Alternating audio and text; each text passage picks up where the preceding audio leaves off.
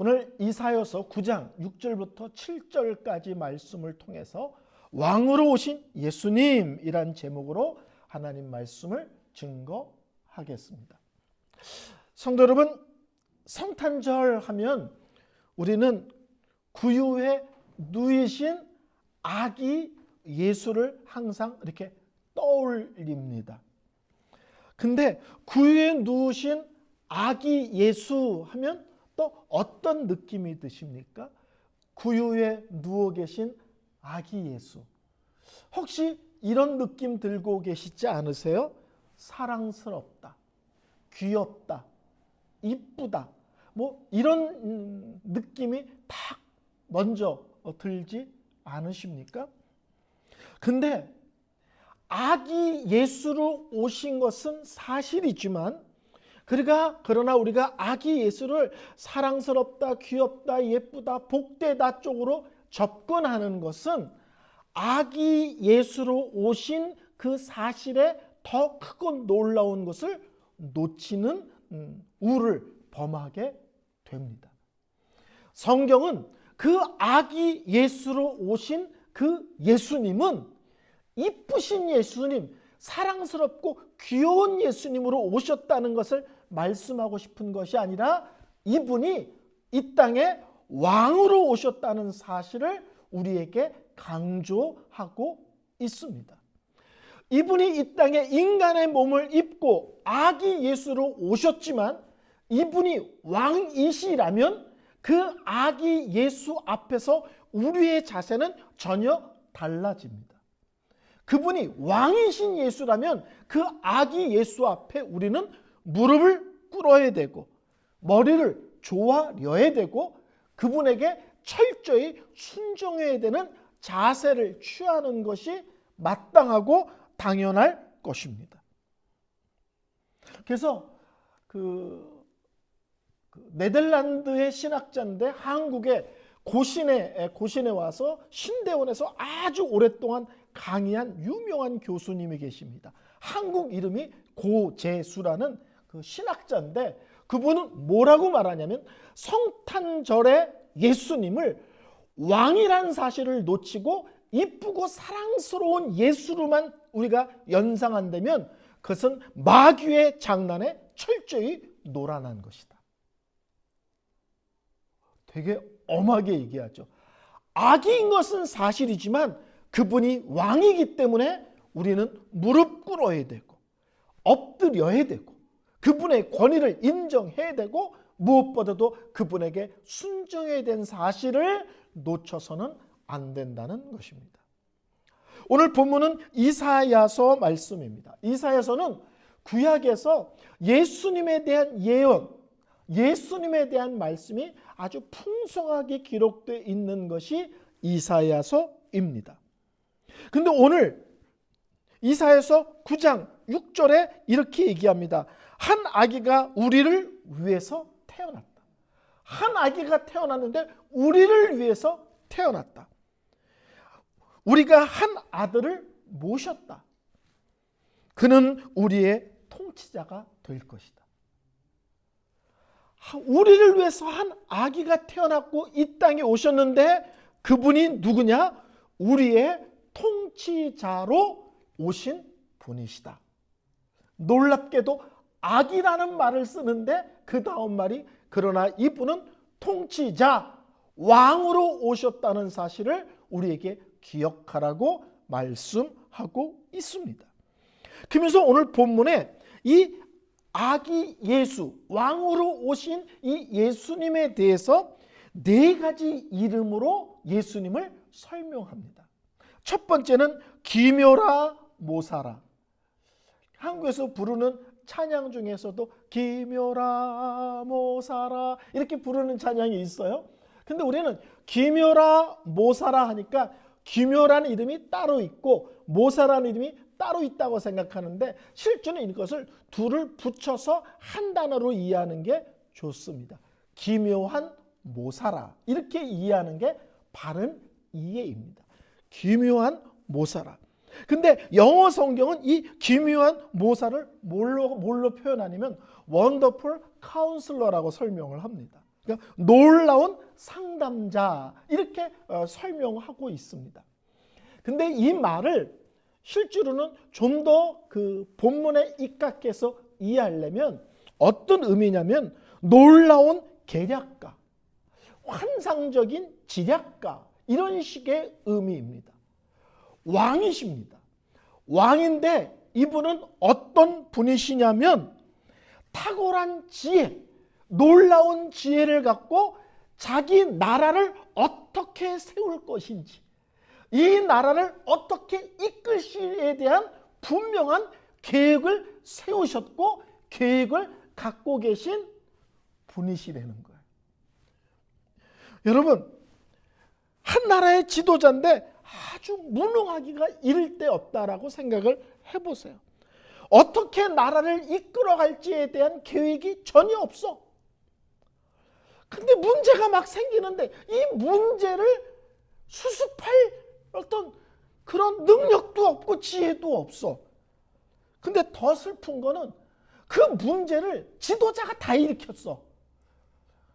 어느 나라라고 말하진 않지만 최근에 어느 나라와 너무 비슷한 내용을 갖고 있죠. 근데 오늘 성경은 우리 예수님이 이 땅에 왕으로 오셨는데 그분은 구원자로 오셨고 이 땅에 그분의 나라를 세우시기 위해 오신 분이시기 때문에 우리를 구원하실 놀라운 계획을 정확하게 갖고 계시고 그리고 그 구원받은 백성들을 통해서 이루어질 하나님 나라를 어떻게 그것을 뭐라 그러나 움직이고 감당하실지에 대한 계획을 정확하게 다 가지고 계신 예수님이시다. 이렇게 설명을 하고 있는 겁니다. 탁월한 지휘자도 지도자도 주위에 참모들이 많죠. 그래서 의견을 듣잖아요. 또 참고하잖아요. 그래서 의견을 모아서 자기 계획을 짭니다. 근데 우리 예수님은 이 세상에 누구와도 비교할 수 없는 탁월하고도 놀라운 지혜자이기 때문에 누구의 도움 필요 없이 본인 스스로가 자신이 갖고 있는 지혜로 구원의 계획과 그분이 세우실 하나님 나라에 대한 모든 것들을 계획하시고 준비하실 수 있는 분이시라는 사실입니다. 예수님이 이 땅에 오셨다.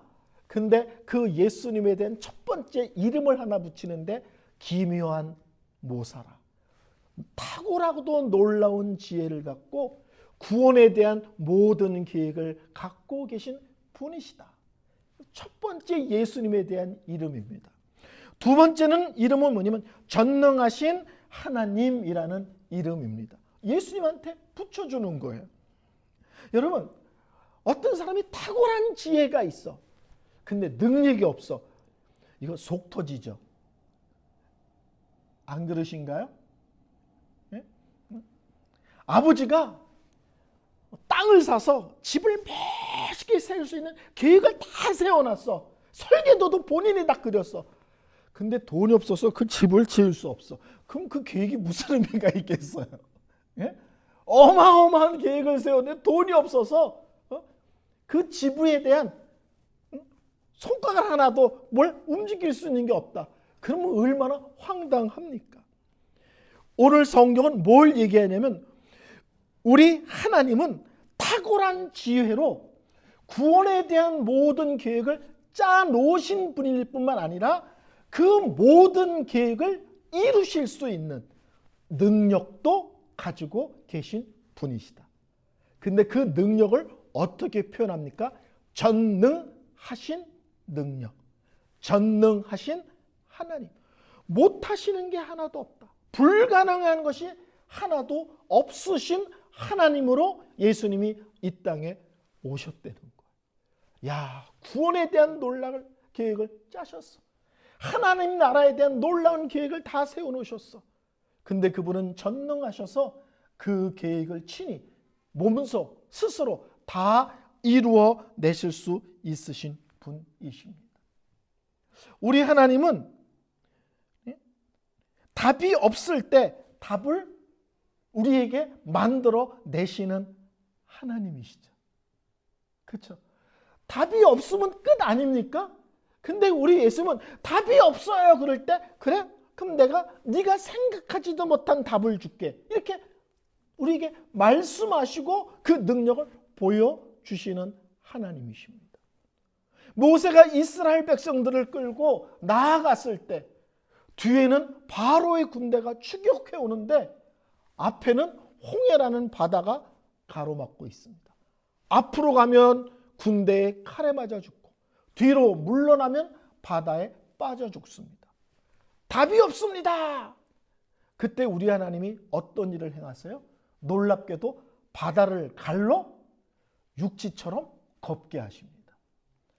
아무도 답이 없을 때 그런 답을 만들어내실 것을 생각도 못한 거죠. 막 파도가 칩니다. 무서워 죽을 것 같습니다. 이 파도를 어떻게 감당해야 되지? 근데 우리 예수님이 놀랍게도 물 위로 걸어옵니다. 베드로가 예? 저도요 그랬더니 그래 와라. 베드로도 건넜습니다. 저도 머릿속으로는 이 몬테리 바다를 얼마든지 저는 걸을 수 있습니다. 제 머리로는. 예? 가르쳐 드릴까요? 제 어떻게 걷는 이거 그냥 가르쳐 드릴 수는 없는데 파도 치는 저 몬테리 바닷가를 그냥 겁내지 말고 들어가세요. 무리를 걷는 법을 제가 가르쳐 드릴게요. 오른발을 일단 내밉니다. 그리고 오른발이 빠지기 전에 얼른 왼발을 냅니다. 그 왼발이 빠지기 전에 또 오른발을 냅니다. 그러면 걸어서 한국까지 갈 수 있습니다. 말은 이렇게 하죠. 그렇지만 그것을 실제 우리는 이룰 능력이 없습니다. 야, 바다를 걸어서 건너? 근데 예수님만 거는 것이 아니라 베드로에게도 걸어서 오라고 말씀하십니다. 물론 베드로가 파도를 보고 놀라서 빠졌지만 그러나 놀랍게도 이 세상에서 예수님 빼고 물 위를 건너본 사람은 베드로밖에 없습니다. 이야, 파도 치는 바도 위를 건널 수 있는 방법이 걸어서도 있구나. 이건 상상도 못했습니다. 그런가 하면 바울 같은 경우는 로마를 가고 싶은데 하나님이 계속 막으시는 거예요. 근데 로마를 갈 수 있는 길을 열어놓으셨는데 바울이 로마의 군인들에게 붙잡혀서 죄수가 됐어요. 근데 로마로 후송을 하는데 배로 후송을 해. 상상도 못한 거죠. 로마를 가고 싶은데 하나님이 계속 말리는데 어느 날 로마를 가게 하시는데 포로가 돼서 배를 타고 건너게 하셔. 근데 포로로 가니까 비용을 다 국가가 지불해. 근데 곳곳에 모세를 죽이겠다는 사람들이 도사리고 있는데 포로로 끌려가니까 군인들이 또 다 지켜줘. 안 놀라십니까? 비용도 나라가 되고 죽일 사람이 길에 널려 있는데 군인들이 다 지켜주고, 그리고 로마에 가는데 재판을 받는데 로마의 고위 귀족들과 왕들까지 만나게 돼요. 재판 때문에. 그래서 야, 바다를 건너는데 우리 하나님은 비용도 책임지고 보디가드까지 붙여서 그 엄청난 바다를 또 건너게도 하십니다. 하나님은 답이 없다라고 말씀하시는 그곳에 나는 언제나 그곳에 답을 만들어내는 전능하신 하나님이라고 말씀하시는 것입니다. 우리 사도신경을 고백할 때 전능하사 천지를 지으신 하나님 아버지를 믿습니다. 저는 개인적으로 하나님의 전능하심의 끝판왕이 뭐냐? 우리 하나님의 능력의 끝판왕이 뭐냐? 말씀으로 이 세상 모든 것을 지으신 거다. 그보다 더 놀라운 거 있으면 들고 오라 그래. 또 하나 있긴 합니다. 그렇죠? 죄인이 우리를 구원하신 것. 그러나 말씀으로 이 세상 모든 것을 만드셨다. 그분의 전능하심의 끝판왕입니다. 오늘 성경은 얘기합니다. 이 땅에 오신 예수님을 왕이라고 고백하면서 왕이신 예수님에게 4가지 이름을 붙여주는데, 하나는 탁월한 계획을 세우시는 기묘한 모사, 두 번째 그 계획을 친히 다 이루어내시는 전능하신 하나님이십니다. 세 번째는 뭐냐면 영존하시는 아버지예요. 그래서 영존이라는 것은 영원히 존재하는 이거든요. 이 세상에 영원히 존재하는 것은 하나님밖에 없습니다. 하나님에게만 붙일 수 있는 표현입니다. 그 당시에 이스라엘이란 나라를 한번 생각해 보세요. 왕들이 죽습니다. 어마어마한 탁월한 왕일지라도 죽습니다. 근데 그 엄청난 탁월한 왕이 죽으면 나라가 혼란에 빠지고요. 나라가 막 흔들립니다. 근데 오늘 성경에 이 땅에 오시는 예수 그리스도이라는 왕은 잠시 있다가 사라지고 이 땅의 왕처럼 죽으면 끝인 존재가 아니라 영원히 존재하여 그 나라를 다스리시며 붙들고 계신 왕이시다. 이게 얼마나 안정감을 주는 말입니까? 그렇죠? 우리는 지금 왕이 없으니까 이런 표현이 확 와닿지 않지만 이스라엘처럼 왕이 다스려지는 시대에 탁월한 왕이 죽고 나면 나라에 닥치는 어마어마한 위기를 수없이 경험한 민족들에게는 영원한 왕이 계시다는 말은 엄청난 아마 위로고 충격의 표현일 겁니다. 근데 그 왕이 뭐냐면 아버지라고 표현을 해요. 영원하신 왕인데 그분은 아버지 같은 분이시다. 왕하면 함부로 나갈 수 없잖아요. 왕하면 잘못 걸리면 죽잖아요. 그렇죠? 근데 예수 그리스도라는 왕은 영원한 존재이면서 우리에게 아버지 같은 왕이시다. 쉽게 말하면 자기 백성을 마치 자식을 돌보는 것처럼 사랑으로 돌보며 그 자식에 대해서 끝없이 책임지고 보호하시는 분이시다. 아버지 같은 사랑으로 다스리는 왕. 아버지 같은 사랑으로 자기 백성을 책임지는 왕이 바로 예수 그리스도다. 역대 어느 나라나 왕은 좋은 왕보다는 폭군이 더 많았습니다. 그렇죠? 좋은 왕보다는 폭군이 더 많았다고요. 그 왕을 생각하면 백성들 전체가 머리를 흔들 정도로. 근데 이 땅에 오신 예수 그리스도 우리의 왕은 영원하신 왕일 뿐만 아니라 사랑의 왕으로 자기 자식을 끝없이 책임지듯이 우리를 그렇게 책임지며 사랑으로 돌보시는 아버지 같은 왕으로 우리에게 오셨다. 이렇게 얘기합니다. 마지막 네 번째로 이 왕은 평화의 왕이다라고 표현을 합니다. 이 땅에 이 죄악된 세상에 평화가 있습니까? 뭔가 좋은 일 있다 돌아보면 또 골치 아픈 일이 생기고 걱정 근심이 밀려오죠. 또 이스라엘은 아주 손바닥만한 작은 나라였기 때문에 끊임없이 주위의 강대국에 침략을 당했고 항상 전쟁에 시달렸습니다. 근데 이 땅에 오시는 예수 그리스도는 어떤 분으로 오시느냐? 평화의 왕으로 오신다는 거예요. 더 이상 전쟁이 없는, 더 이상 전쟁에 대한 두려움과 고통이 없는 세상을 만드는 왕으로 오시는 평화의 왕이시다. 예수께서 오셔야 그런 세상이 이루어진다는 거예요. 이것은 예수님의 초림을 얘기하는 것이기도 하지만 결국은 궁극적으로 우리가 영원한 천국에 들어가서 이루어질 그 평화의 세상과 그 나라를 설명하는 것이기도 합니다.